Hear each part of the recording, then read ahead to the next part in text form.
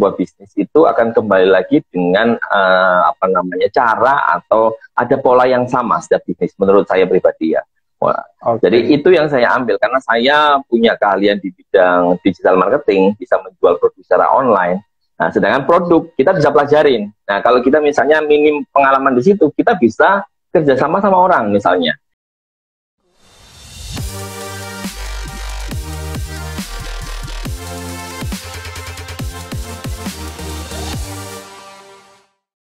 Dan malam ini pun kita masih hadir dengan topik seputar bisnis Bapak Ibu ya. Dan tepatnya malam ini kita akan bahas seputar digital marketing.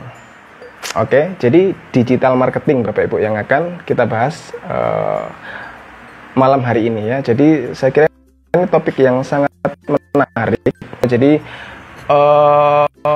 dan yang kita undang malam ini adalah praktisi langsung ya Bapak Ibu. Jadi praktisi di bidang digital marketing. Beliau punya salah satu market ya, Arata Mart tepatnya ya. Jadi konsep seperti pasar dibawa ke digital Bapak Ibu, dan malam ini kita undang langsung co-foundernya ya, Bapak Andri Firmansyah. Saya coba langsung undang narasumber kita. Halo, selamat malam Pak. Halo, malam Mas Lukas. Gimana kabarnya Pak Andri? Alhamdulillah baik banget Mas. Thank you udah diundang Pak ya malam ini. Mantap.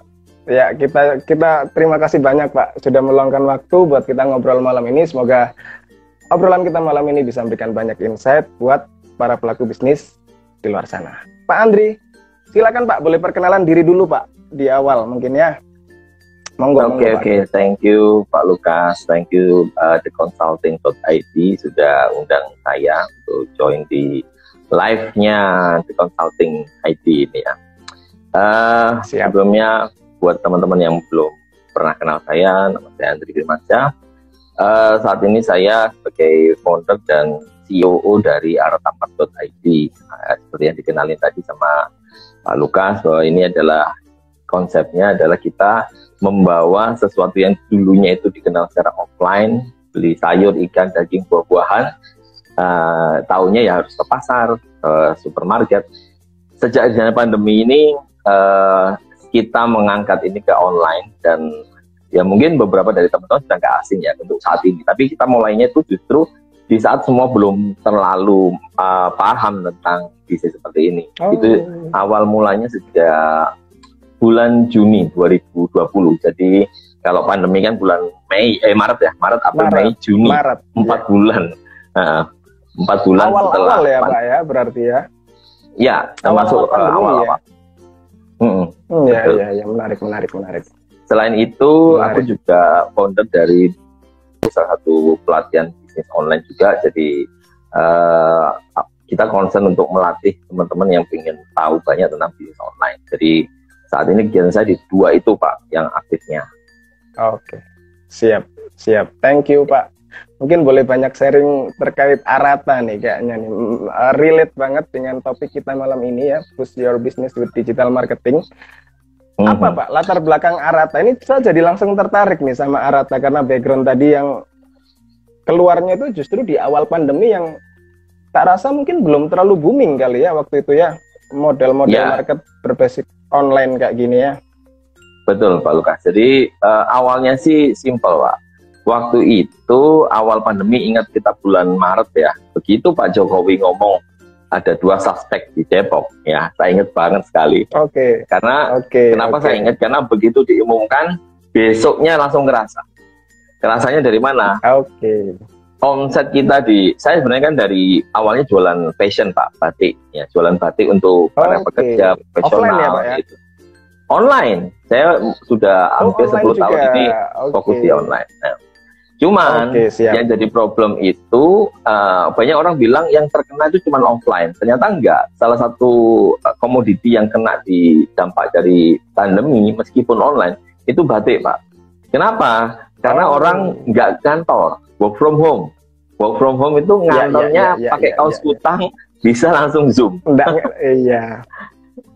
Jadi orang nggak lagi beli fashion. Yang kedua, fashion sendiri juga langsung terdampak kok. Jadi jangankan batik ya, fashion pada umumnya itu di bulan Maret, April, Mei itu langsung turun fashion ya secara umum. Apalagi kena fashionnya itu fashion batik, orang kerja yang beli. Kemudian meeting itu ditiadakan, nggak ada orang meeting waktu itu. PNS semuanya yang biasanya hobinya meeting buat ngabisin duit katanya orang, itu nggak boleh. Nah, padahal kita tuh paling seneng kalau bayar meetingnya PNS. Kenapa, Pak? Karena mantap. Biasanya itu mau beli seragam gitu kan. Itu nggak ada juga. Benar. Terus yang ketiga kondangan, ya semua kondangan mati semua. Itu juga repot kan? Nggak boleh akhirnya, ya Pak ya, awal-awal dulu ya kondangan ya. Betul. Itu yang istilahnya ibaratnya sudah jatuh tertimpa tangga diinjak-injak. Nah, benar-benar sudah nggak bisa bangun. Ibaratnya ada beberapa industri yang memang ketika pandemi itu sangat terasa sekali. Salah satunya batik. Ketika saya survei di Pekalongan, tempatnya orang bikin batik itu juga sangat terdampak. Bahkan penjahit-penjahitnya kita, Pak, itu awalnya jahit baju batik kerja, karena sepi mereka larinya ke bikin daster, masker. Jadi bikin daster itu apa, home dress. Daster. Jadi lari ke sana semua. Jadinya apa?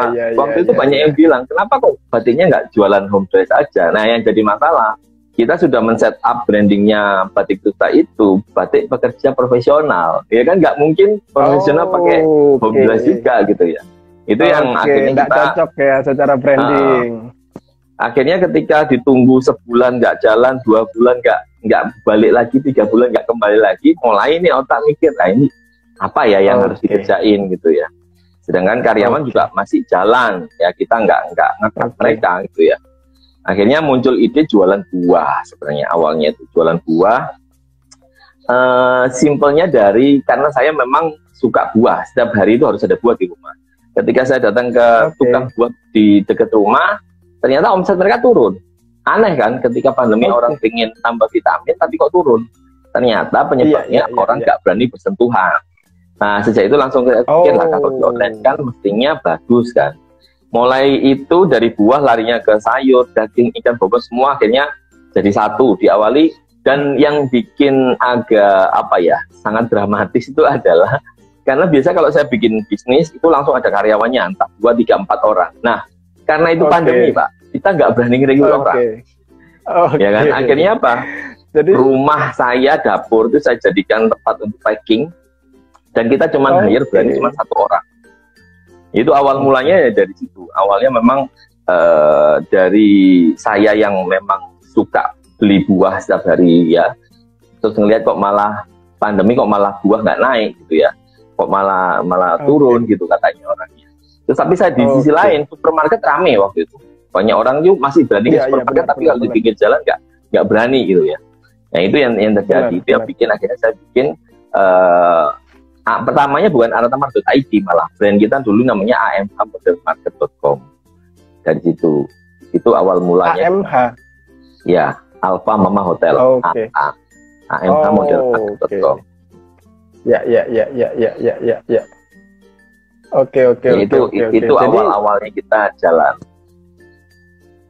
Oke, menariknya ini saya tertariknya justru ketika Bapak melihat fakta bahwa buah itu turun gitu ya. Justru di situ muncul ide-ide nakal gitu ya. Oh, kalau di online kan, karena ternyata orang takut bersentuhan gitu ya. Iya. Menarik. Terus berapa itu, Pak? Gini, yang menarik pertama buat saya kok langsung ini ya, dari fashion ke buah-buahan itu kan nggak relate gitu. Apa maksudnya ada pertimbangan khusus nggak sih? Pernah kepikir hal itu nggak, Pak? Gitu. Nggak relate gitu. Sebenarnya sih kalau buat saya ya pribadi, produk itu memang perlu kita dalamin, ya betul, kita harus dalam. Oke. Buat bisnis itu akan kembali lagi dengan cara atau ada pola yang sama setiap bisnis menurut saya pribadi ya. Jadi itu yang saya ambil karena saya punya keahlian di bidang digital marketing, bisa menjual produk secara online. Nah, sedangkan produk kita bisa pelajarin. Nah, kalau kita misalnya minim pengalaman di situ, kita bisa kerjasama sama orang misalnya. Dan waktu itu saya kerjasama sama salah satu saudara saya, dia yang saya suruh untuk carikan semua barang-barang itu tadi. Kalau saya harus belajar dari awal, mungkin nggak bisa gitu ya. Nah, itu kunci yang mungkin saya pakai ya. Kalau saya kan di bisnis itu ada banyak yang harus belajar ini, ada produknya, ada marketingnya, ada HRD-nya, ada manajemennya, dan finance-nya dan semuanya. Nah, saya cukup belajar apa? Manajerialnya, kemudian marketingnya. 2 poin ini yang saya pegang. Sehingga saya tinggal cari sisanya. Nah, sisanya bisa dari mana? Nggak harus dari kita dong. Bisa jadi teman kita, saudara kita, atau pegawai yang ahli yang kita bisa bayar mereka. Meskipun bayarnya agak mahal, tapi intinya kita bisa membeli skill itu. Ya. Dari situ akhirnya saya beranikan untuk masuk ke dunia fresh produk yang memang ternyata setelah masuk luar biasa. Challenge-nya sangat-sangat besar sekali sih, Mas Lukas. Oke, siap. Oke, balik ke topik terkait digital marketing, Pak ya. Ya. Sepenting apa, Pak, digital marketing dalam menjalankan bisnis di era saat ini gitu ya? Karena dari sayur itu nggak banyak ya. Mungkin akhir-akhir ini banyak, tapi itu satu produk fresh yang jarang banget gitu. Orang umumnya taunya kan di offline, terus tiba-tiba di online gitu. Dan itu kebantu ternyata dari digital. Maksudnya sepenting apa gitu Pak digital untuk support sistemnya dari Aratamat sendiri? Ya, kalau menurut saya ini bukan cuma Aratamat ya. Kalau kita ambil secara general untuk zaman sekarang, digital marketing mungkin sudah bukan lagi pilihan. Kalau zaman dulu bisa dibedakan offline online gitu ya. Saya jalannya offline aja, kamu online apa offline kan bisa seperti itu. Kalau zaman sekarang sudah jadi tidak ada pilihan lain. Nah, kita harus punya dua-duanya. Kalau memang kita nggak punya offline ya udah, maka digital marketing jadi satu hal yang paling penting ya buat dia ya. Tapi kalaupun kita offline, digital marketing pun sekarang sudah jadi satu keharusan yang harus kita miliki dalam sebuah perusahaan. Let's say misalnya kita lihat restoran lah. Restoran offline banget gitu ya, kurang offline apa gitu, apalagi yang dine in ya. Tapi pemasarannya kan tetap digital marketing gitu loh. Entah itu pakai sosial media, ya kan. Pakai yang sekarang lagi umum kan TikTok sama Instagram ya, terus pakai sosial medianya. Kalau kita punya resto, tapi kita nggak pakai Instagram atau TikTok, ya ini dianggap ketinggalan zaman. Orang tahu dari mana bisnis kita. Artinya apa? Meskipun kita offline, ternyata digital marketing jadi penting di sana. Mungkin ada beberapa produk ya yang istilahnya digital marketing tidak terlalu berperan dalam bisnis ya, misalnya seperti bisnis B2B misalnya ya, bisnis to bisnis itu seolah-olah memang digital marketing perannya masih sedikit, tapi semakin kesini Pak, contoh sekarang kita pakai Zoom, kita pakai webinar, dulu namanya seminar itu kan harus offline, nah ternyata kan bisa dijadikan ke online. Benar. Artinya apa? Digital marketing akan mencari tempat nantinya. Baik itu bisnis yang saat ini sangat tidak masuk akal di online kan atau di digital marketing kan. Yang pernah saya paling kaget itu pernah ada salah satu peserta yang di Bimaru itu usahanya tahu nggak Mas, dia jualan marmer. Apa itu? Marmer yang harganya sampai puluhan juta itu. Ya, batu marmer yang gede-gede itu ya. Saya nggak nyangka bahwa salah satu tim marketingnya dia sukses gara-gara digital marketing. Ya, dia pakai waktu itu kalau Facebook. Yang saya kan tanya loh, itu kok bisa pakai Facebook padahal dia kan offline banget. Gak mungkin orang belanja marmer yang nilainya puluhan bahkan ratusan juta itu dari online. Ternyata dia cuma awareness. Yang kedua dia untuk mendapatkan leads doang. Setelah itu dia ajak janjian ke kantornya dia untuk lihat langsung barangnya, untuk megang barangnya. Dan itu dia termasuk sales terbesar, terbaik.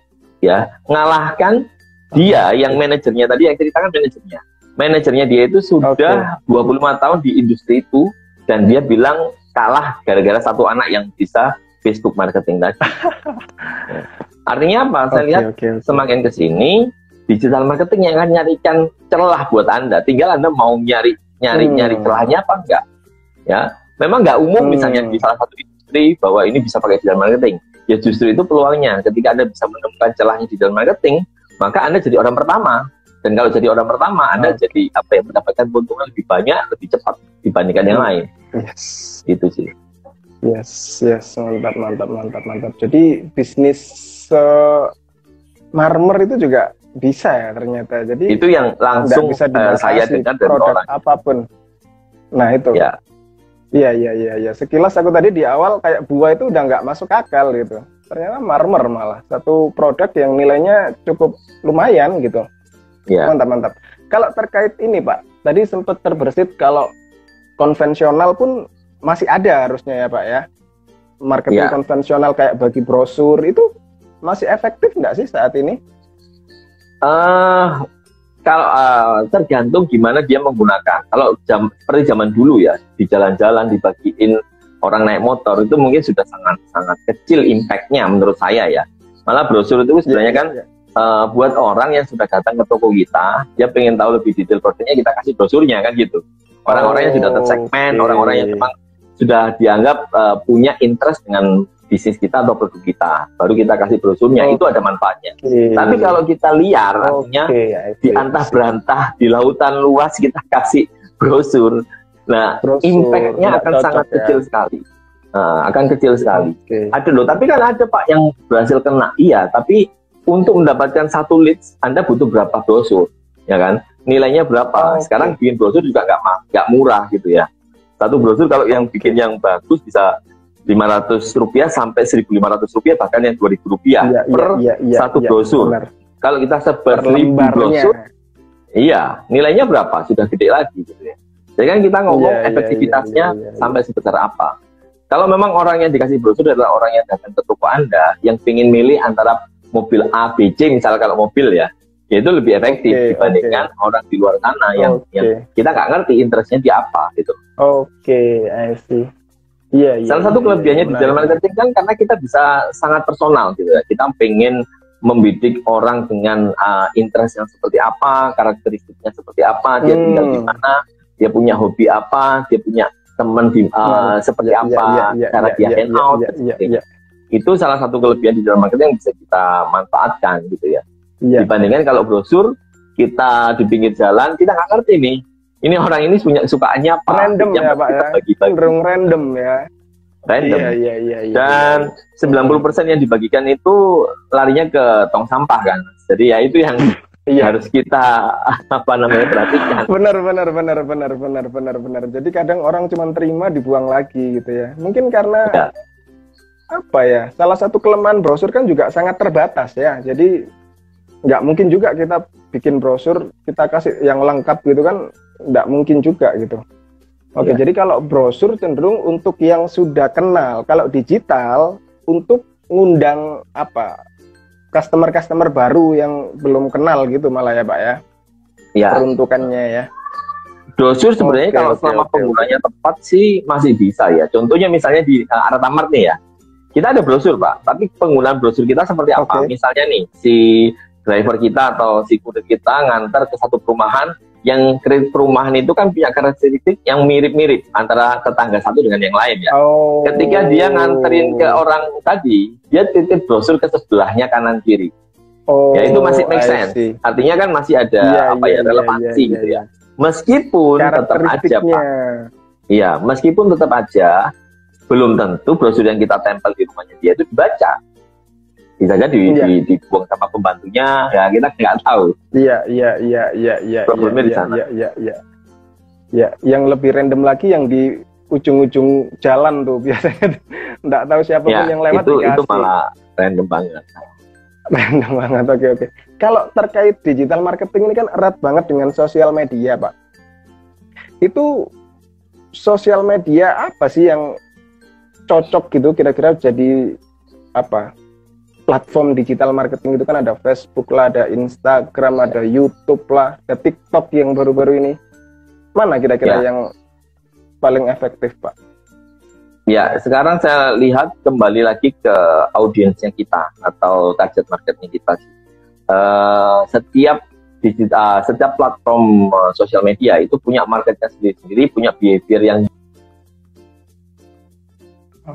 Twitter sudah mati. Orang banyak bilang Twitter sudah nggak ada ininya, tapi banyak loh orang-orang yang sampai hari ini famous di Twitter, bahkan cari duit di Twitter, bahkan dia punya masa yang sangat fanatik di Twitter, masih oke gitu loh.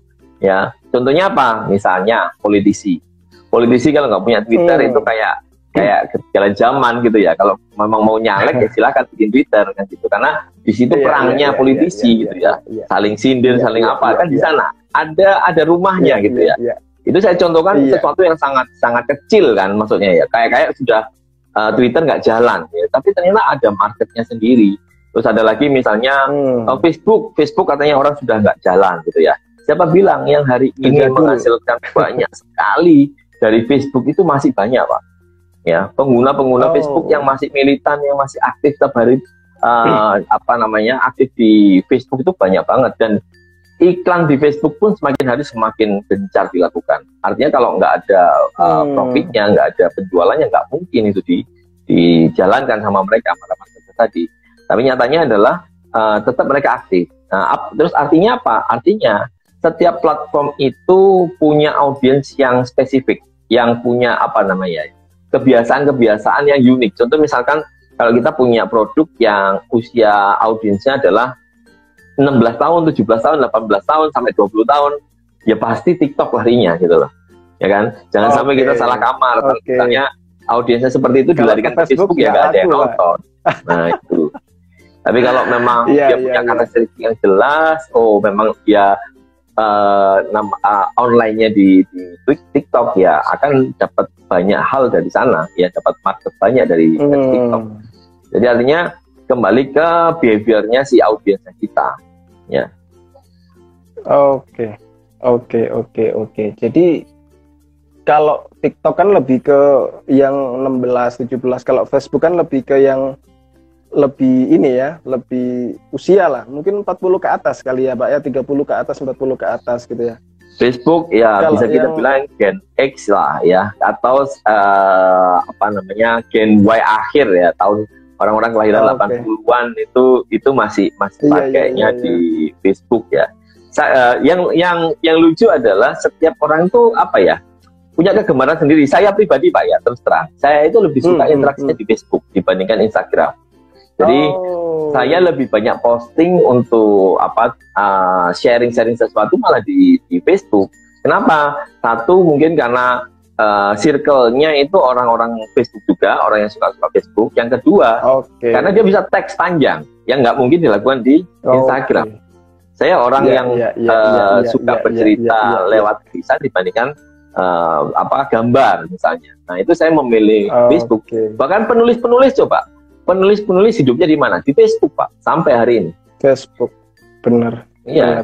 Karena teks panjang itu salah satu kelebihannya. Iya, teks panjang. Saya kalau bikin postingan itu pasti panjang banget. Jadi saya pernah coba mau post di Instagram, captionnya di situ nggak cukup. Akhirnya saya ngerasa nggak nyaman, tidak terfasilitasi di Facebook tadi. Oke ya, jadi ada klasifikasinya, marketnya beda-beda. Pak, ini ada yang tanya Pak dari Ikhwanur Rohim. Pak, kalau pakai email marketing masih relate tidak sekarang? Nah tuh, email marketing nih.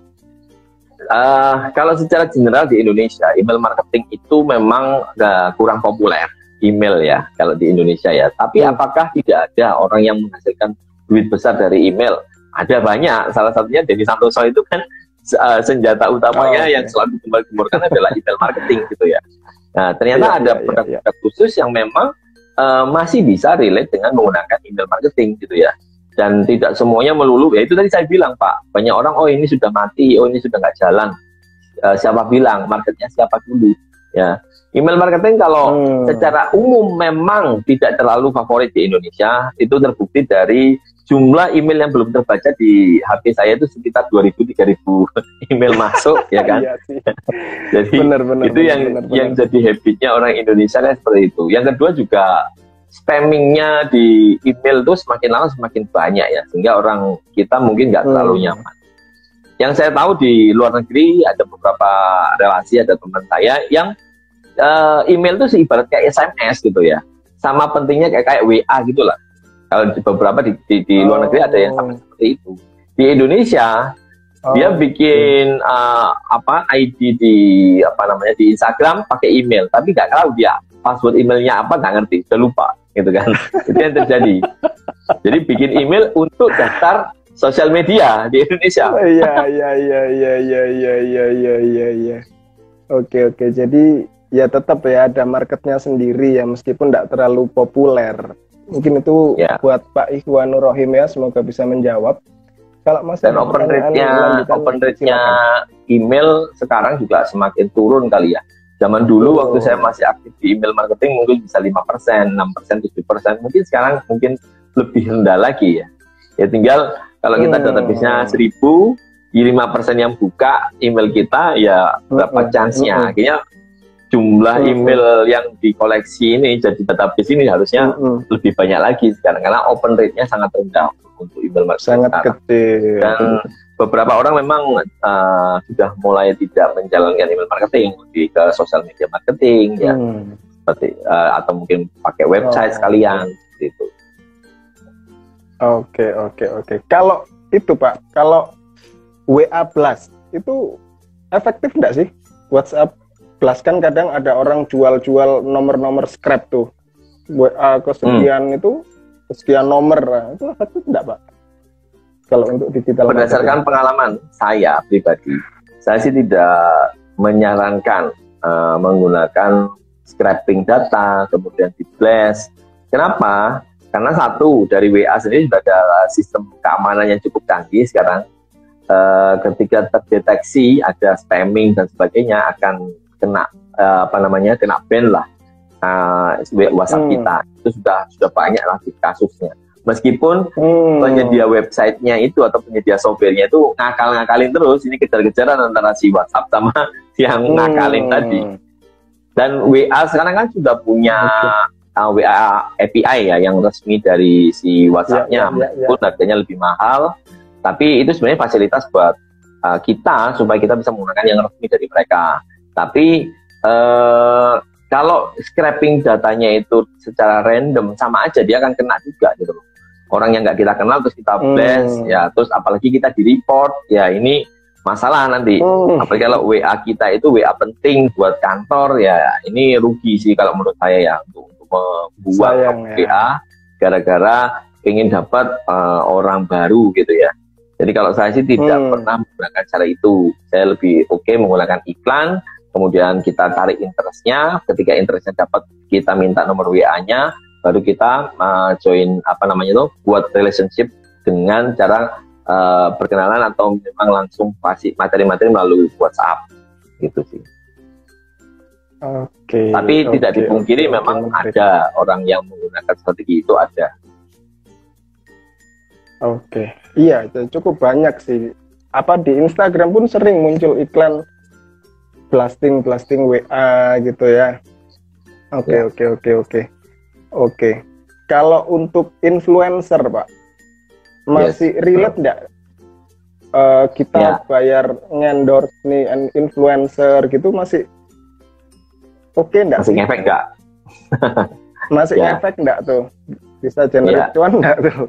Ya. Kalau Pak Lukas ngelihat kira-kira brand besar ya, brand gede ya, kita lihat brand Erigo kah, atau MS Glow lah, MS Glow atau apapun yang gede di online. Pertanyaan saya adalah mereka masih endorse nggak? Atau tambah gede-gedean endorse? Mereka ini perusahaan-perusahaan tambah besar. Gede-gedean sih. Yes, perusahaan-perusahaan besar yang mereka itu punya tim banyak, yang mereka punya orang-orang ahli, yang mereka itu sangat berhitung dengan uang yang dikeluarkan. Ya, akan jadi lucu kalau orang-orang seperti ini buang-buang duit tapi nggak ada hasil. Betul nggak? Logika berpikirnya kan seperti itu. Iya, sepakat. Loh, tapi pertanyaannya kenapa kok saya yang jalankan nggak kayak gitu Pak? Kenapa kok efeknya kok nggak seperti dulu? Kalau dulu endorse Pak, itu artis saja dikasih baju doang mau gitu loh, 5 tahun 6 tahun yang lalu gitu ya, nggak pakai bayar gitu kan, cuman barter gitu aja. Sekarang harus bayar 5 juta, 6 juta, 7 juta, bahkan belasan sampai ratusan juta gitu ya. Ketika sudah jadi saturated ini, setiap hari endorser produk A, B, C, D, apalagi ada beberapa endorser yang tidak punya konsep sehingga dia sehari bisa posting 10 brand. Itu yang membuat trustnya si usernya rendah gitu kan. Makanya kita harus milih juga siapa sih endorser yang tepat yang bisa dipakai gitu ya. Yang ada ada efek dengan penjualannya kita gitu ya. Nah, tapi yang jelas endorsement itu sampai hari ini masih merupakan salah satu cara yang efektif dilakukan. Tapi nggak boleh dengan cara yang lama. Cara yang lama itu apa? Misalnya gini, endorser itu kan gampang ini. Ayo guys, ini saya dapat kiriman dari si A, ini keren banget, bagus banget, silakan dicoba, silakan follow. Kalau endorse-nya model-model kayak gini Pak, ini sudah lewat gitu loh eranya. Ya, zamannya sudah dari situ gitu. Terus gimana dong Pak? Zaman sekarang? Sekarang gimana endorsement? Maka endorsement sekarang itu harus ada cover story-nya, ada cerita. Hard selling. Tapi kita bisa menutup hard selling itu dengan sebuah satu gimmick atau satu konten atau satu cerita yang membuat orang itu penasaran, ya. Prinsipnya sebenarnya ketika konten itu berupa promosi, itu akan lebih tidak dilihat dan lebih tidak diminati oleh audiens. Tapi begitu konten itu berupa sesuatu yang menarik, sesuatu yang heboh, fantastis, sesuatu yang bikin penasaran, itu mendadak akan mendapatkan attention yang tinggi daripada audiensnya kita, ya. Nah, karena itu gimana caranya kita tetap endorse dengan bersembunyi di balik sebuah gimmick atau bersembunyi di balik sebuah konten gitu ya. Itu yang sekarang terjadi, itu yang harus dilakukan. Itulah kenapa si Deddy Corbuzier ya kita contohin ya. Nggak pernah secara hard selling ngomong si cepat, nggak pernah secara hard selling, tapi kadang-kadang buat juk-juknya dia aja gitu ya. Itu disampaikan. Jadi era sekarang kita harus pinter-pinter membuat konten gitu ya. Itu yang saya lakukan. Jadi kita mikirnya apa ya konten yang tidak terlalu kelihatan jualan, apa ya konten yang membuat orang itu penasaran, apa ya konten yang bisa membuat orang itu mendapatkan atensinya ke kita meraih atensinya dia. Sehingga ketika itu kita bisa dapatkan cerita itu tadi, maka kita bisa lebih diperhatikan ya. Contoh misalnya gini deh, Anda bisa lihat salah satu kontennya Rachel Fenya. Rachel Fenya itu menarik ya. Waktu itu IGTV belum banyak orang pakai IGTV.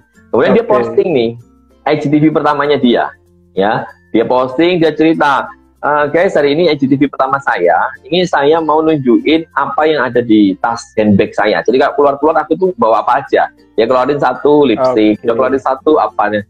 Terakhir dia keluarin satu alat. Terus dia bilang, ini alat ini pasti tak bawa, tapi aku sulit carinya dan aku nemunya cuma di Tokopedia. Nah itu iklannya. Jadi itu yang saya bilang ini brilian gitu loh. Kita nggak sadar bahwa kita sedang diiklanin gitu loh. Atau mungkin bisa pakai yang ini yang sulit dilakukan, yang dilakukan sama brand-brand gede, misalnya si Erigo.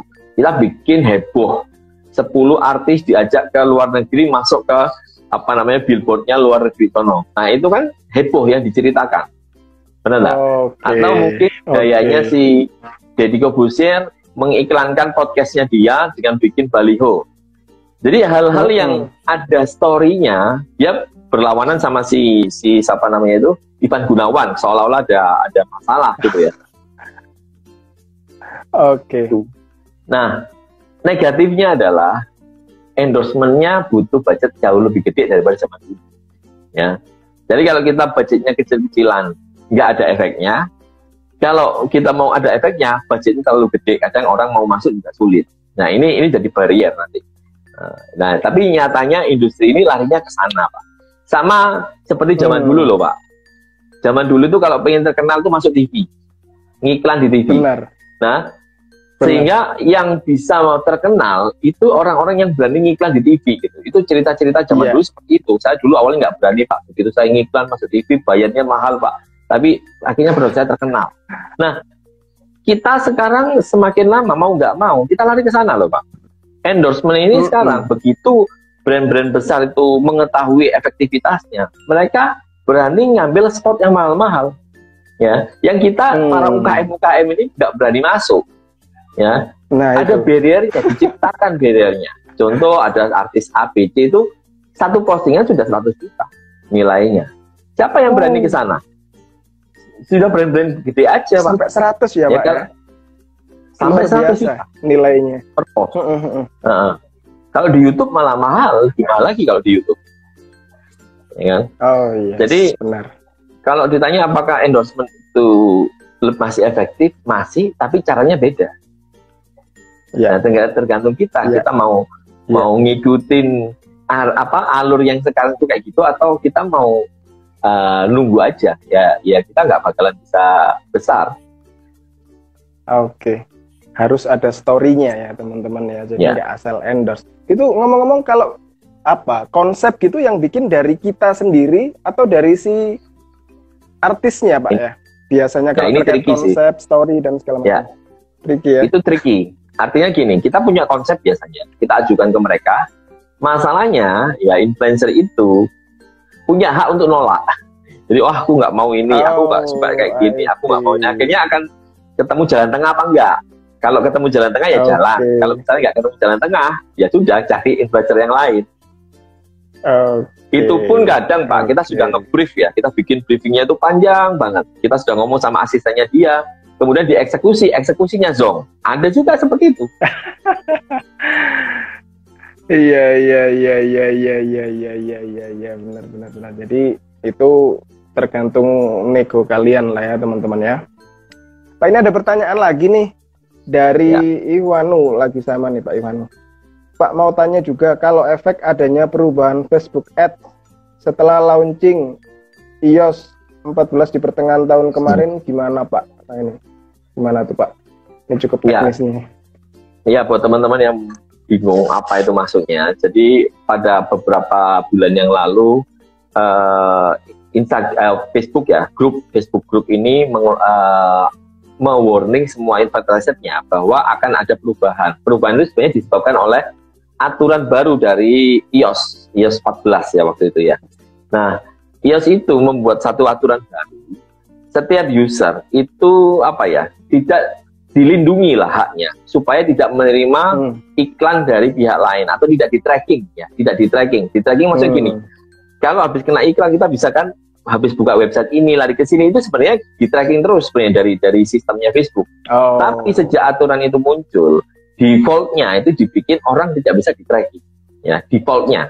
Ya, jadi kalau kita punya HP iOS itu sudah tidak bisa di-tracking lagi. Nah, ketika tidak bisa di-tracking, efektivitas iklan di Facebook atau di Instagram itu jadi langsung menurun karena orang tidak bisa terdeteksi larinya kemana, ya, interestnya seperti apa. Nah, ini yang jadi problem.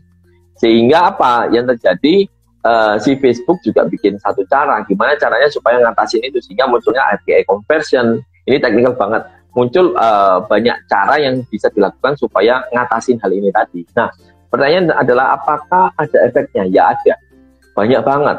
Ya, menurut saya sekarang kalau Anda masih pengen tetap bagus secara hasilnya di Facebook Ads atau Instagram Ads, Anda segera lari ke API conversion. Nah, itu agak tricky, agak sulit, agak butuh skill Anda di bidang website yang lebih ya. Tapi larinya semua pada ke sana. Kalau Anda pengen efektivitas dari iklan Anda masih tetap terjaga, saya menyarankan sih Anda gunakan satu fiturnya Facebook, yaitu API conversion itu. Memang itu agak teknis banget ya, teknis banget. Oke, itulah ya Pak Ikhwano ya, dan semoga teman-teman lainnya yang dengar ini ya bisa paham ya. Jadi karena bahasanya cukup teknikal banget teman-teman. Pak, kalau aku masih penasaran sama yang terkait konsep digital marketing jika dibawa ke UMKM Pak, itu memungkinkan enggak sih? Terus kalau ngomong UMKM kan mereka biasanya cukup terbatas Pak dari sisi modal. Kira-kira butuh berapa sih cost-nya untuk bisa kita punya digital marketing yang memadai gitu untuk sebuah bisnis UMKM? Ya, sebenarnya digital marketing kan luas banget. Bisa social media marketing, ada email marketing, ada website ya kan. Ada banyak sekali lah, ada YouTube Ads dan sebagainya. Tidak melulu kita itu menggunakan yang berbayar mahal juga. Sebenarnya dari platform sendiri sudah menyediakan kok. Contoh TikTok, ya. TikTok itu kalau memang Anda budgetnya terbatas, Anda bisa main TikTok aja. Atau Reels, IG Reels itu dicetak dibuat untuk supaya kita itu bisa tayang ke banyak audiens. Artinya perangnya di mana? Perangnya perang konten. Ya kalau kita mau ditonton banyak orang, konten kita harus menarik, konten kita harus Ya, clickbait itu ya salahnya. Konten kita itu harus mengandung emosional, konten kita harus shareable, orang kepingin share dan sebagainya. Nah, itu diciptakan supaya teman-teman yang budgetnya tidak bisa gede untuk endorse atau untuk iklan, Anda bisa main di sana. Dan banyak cerita-cerita orang yang luar biasa gede hasilnya gara-gara main TikTok, gara-gara main Reels. Ya, karena kalau kita posting TikTok, yang nonton ini kan tidak harus follower.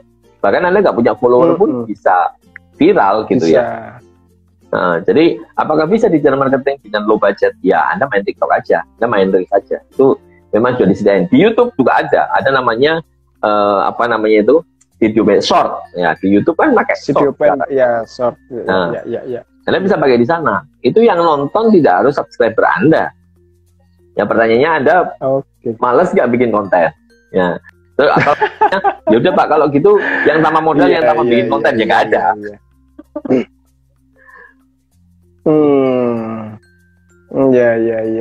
Ya. Tapi itu artinya kan harus organik ya Pak ya. Itu lama enggak sih Pak?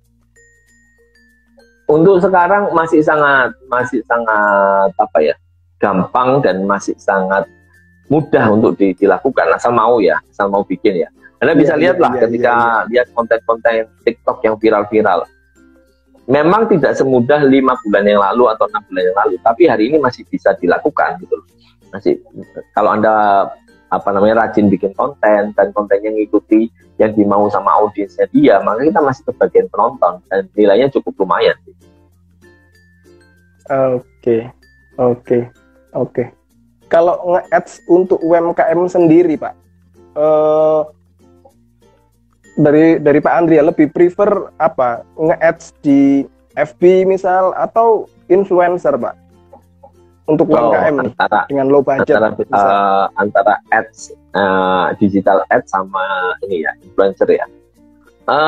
Kalau secara cost paling rendah yang bisa dipakai ya justru yang Facebook Ads, Instagram Ads itu lebih rendah karena kita bisa mulai start dari 25.000 per hari, 30.000 per hari, jadi sebulan cuma 1 juta itu bisa. Tapi kalau influencer, Anda bisa pakai nano influencer. Nano influencer itu apa? Orang-orang yang followernya di bawah 10.000. Emang ada efeknya Pak? Ada. Ya.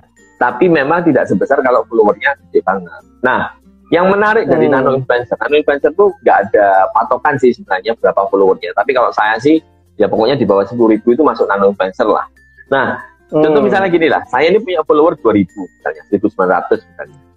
Impact apa ya? Ketika saya posting, pengaruhnya itu lebih gede dibandingkan kalau saya sudah punya 100.000 follower. Dari sisi apa? Dari sisi kedalamannya. Maksudnya gini, orang yang follow saya 1.900 adalah orang-orang yang terdekat dengan saya. Misalnya tetangga saya, teman saya, teman SD saya, teman SMA saya. Itu impact-nya lebih gede dibandingkan kalau saya sudah punya ratusan ribu follower, kadar trust-nya itu lebih rendah. Karena dia nggak kenal saya beneran gitu loh kan, tahunya secara sosial media. Tapi nggak bener-bener kenal. Itulah kenapa kita pakai nano influencer. Nano influencer itu menariknya adalah kekuatannya dia untuk mempengaruhi cukup tinggi sebenarnya. Cuman jumlahnya sedikit. Ya.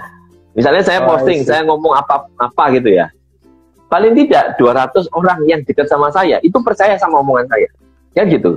Tapi cuma 200 gitu kan. Yang problemnya kan cuma 200, sedangkan kita marketing butuh banyak. Betul. Akhirnya apa? Anda bisa pakai nano influencer dengan jumlah yang banyak. Ya. Itu yang banyak sekarang dilakukan gitu sama orang-orang. Rate-nya berapa Pak? Nano gratis influencer. Pak, nano influencer itu. Nano influencer itu gratis, barter aja. Kalau misalnya kita makanan, ya kasih makanan. Jadi sangat-sangat terjangkau sebenarnya. Tinggal kita mau nyari apa enggak gitu ya. Yes, tuh ya teman-teman, tips tuh cari nano influencer ya.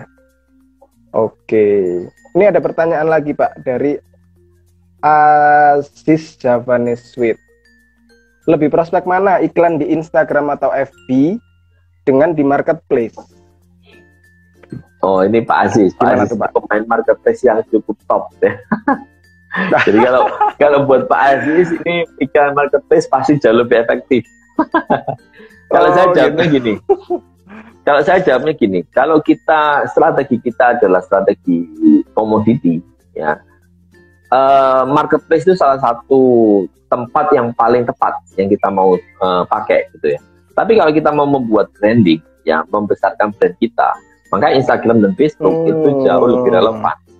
Contoh misalnya, Pak Lukas misalnya pengen beli gunting kuku gitu ya, nggak mungkin nyarinya di Instagram, nyarinya di marketplace. Iya sih. Benar nggak? Iya. Anda misalnya sekarang mau punya anak, beli pampers, hujan-hujan mau beli pampers, nggak mungkin nyarinya di Instagram. Nyarinya di mana? Di marketplace. Langsung. Jadi hal-hal yang sifatnya itu sangat komoditi, marketplace itu tempat yang paling tepat di situ. Jadi kalau Anda memang strategi bisnisnya adalah komoditi, ya, Anda larinya memang harusnya ke marketplace gitu ya. Kalau misalnya fashion, ya fashion yang harganya di bawah 100.000 misalnya, itu sangat relevan dengan marketplace gitu ya.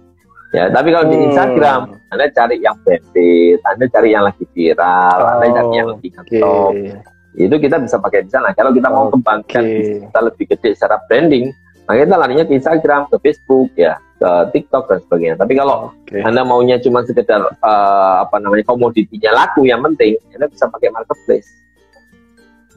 Gitu.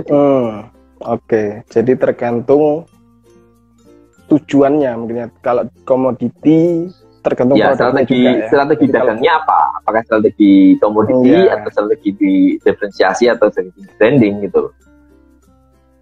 Yang di Instagram yang ngetop-ngetop itu kan rata-rata yang branding, Pak. Ya, sampai ada Eric Gola, ada MS Glola, ada itu sosial media larinya mereka. Meskipun di marketplace mereka gede, tapi mereka hidup awalnya dari sosial media, bukan dari marketplace tahu-tahu besar. Ya, marketplace kan cuma buat tempat check out buat mereka. Tapi cara memasarkannya bukan marketplace.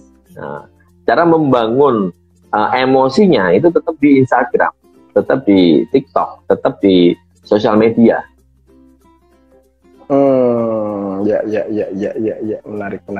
Menarik. Pak, balik ke yang influencer tadi deh. Tadi semoga terjawab dari Pak Asis ya. Ini aku masih penasaran soal yang influencer. Kadang itu kita kalau milih influencer gitu ya, itu ada yang followernya sampai puluhan ribu, sampai ratusan ribu.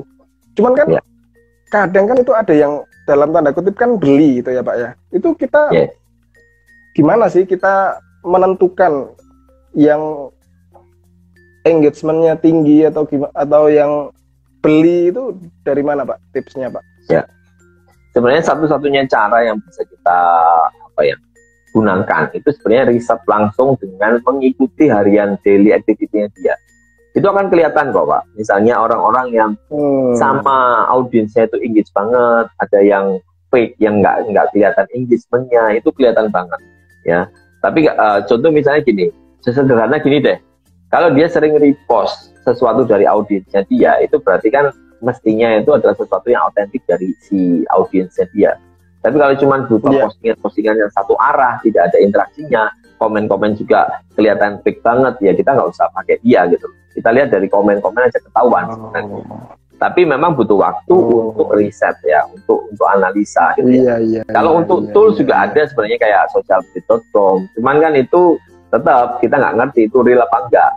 Kita lihat ada engagement rate-nya tinggi, tapi apakah itu real engagement atau dibuat-buat atau seperti apa kita nggak tahu. Bisa dibuat. Satu-satunya cara apa? Ya Anda nontonin kontennya dia. Ya.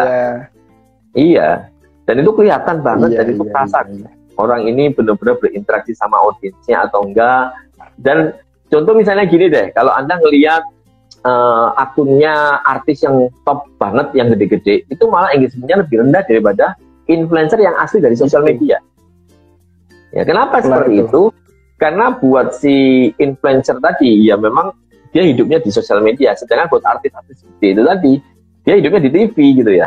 Sedangkan sosial media ya cuma sekedar dia nampang doang gitu. Maka cara dia engage dengan audiens itu pasti beda treatmentnya. Iya. Jadi caranya, kalau saya sih gini Pak, caranya ada dua, satu kuantitatif, satu kualitatif. Kuantitatif kita bisa lihat dari usernya, berapa likes-nya, itu kuantitatifnya. Ya, kuantitatif ini bisa bohong. Ada yang nggak bisa dibohongi, ada kualitatifnya. Dari mana? Ya, gaya hidupnya seperti apa, terus kemudian komen-komen yang muncul seperti apa, itu juga kita lihat. Jadi kuanti dan kualinya harus dicek, ya jangan terpukau dengan kuantitatifnya aja yang kelihatan gede, tapi kualitasnya jelek.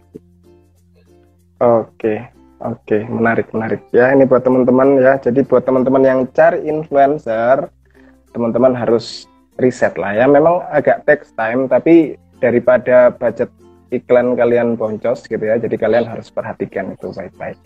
Oke, enggak kerasa kita hampir 1 jam Pak kita ngobrolin ini. Pak, sorry, terakhir Pak, sebelum kita close ya. Ini menarik sebenarnya. Tapi terakhir ya sebelum kita close, apa pesan dari Pak Andri deh? Tips saran buat UMKM di luar sana yang mungkin saat ini lagi berjuang buat rebound ya dari masa pandemi gitu ya. Apa kira-kira Pak? Yes. Oke, buat teman-teman semua yang kita semua ngalamin lah, mulai dari tahun 2020 awal datang, semua panik ya kan. Kemudian kondisinya memang kita tidak ada pilihan, harus mengikuti aturan pemerintah yang membuat market turun, daya beli turun, semua itu terjadi ke semua orang. Tapi itu sudah 2 tahun yang lalu, ya kan? Kita sudah 2 tahun sekarang, dan kita lihatlah sekarang gimana jalanan sudah beda, macetnya sudah mulai kerasa Pak. Ya beda kalau dulu itu nggak ada macet sama sekali, sekarang sudah mulai macet. Artinya apa? 2022 ini menurut saya itu waktunya kita bangkit lagi, ya. Kalau 2021 masih bisa alasan, aduh bisnisnya sulit, soalnya apa, daya beli turun, ya itu dulu gitu ya. 2022 kita sudah nggak bisa alasan ketika bisnis kita nggak berkembang, terus alasannya market, karena market sekarang sedang bergerak. Ya, saran saya adalah sekarang mulailah melakukan aktivitas lagi, mulailah susun rencana lagi, mulailah belajar gimana cara kita menarik perhatian konsumen lagi, karena sekarang itu timingnya sudah menurut saya sudah cukup oke, sudah cukup kondusif. Restoran-restoran sudah mulai ramai, Gojek sudah bertebaran di mana-mana dan mereka sudah mulai aktif mengirimkan pesanan-pesanannya. Terus kemudian setiap 11, 12, 13, 14, 12 ramai terus. Artinya apa? Kita sudah stop menyalahkan keadaan, stop menyalahkan pandemi. Kita mulai mikir, ayo gimana caranya dengan kondisi yang tidak ideal ini. Memang saya yakin ini tidak ideal, tapi dengan ketidakidealan itu kita harus bisa survive, kita harus bisa fight. Ya, problemnya adalah di saat banyak perusahaan gede yang tadinya full offline, sekarang mulai melirik online. Nah ini mau nggak mau kita harus berpikir lebih lebih cerdik lagi gitu loh. Ya, tadi yang saya bilang influencer sekarang sudah dimasuki oleh mereka yang punya dana gede-gede. Nah, kita mestinya harus cari sesuatu yang baru. Kita harus cari sesuatu yang belum terpikirkan oleh mereka. Ingat, kita kecil itu kekuatannya adalah di kecepatan.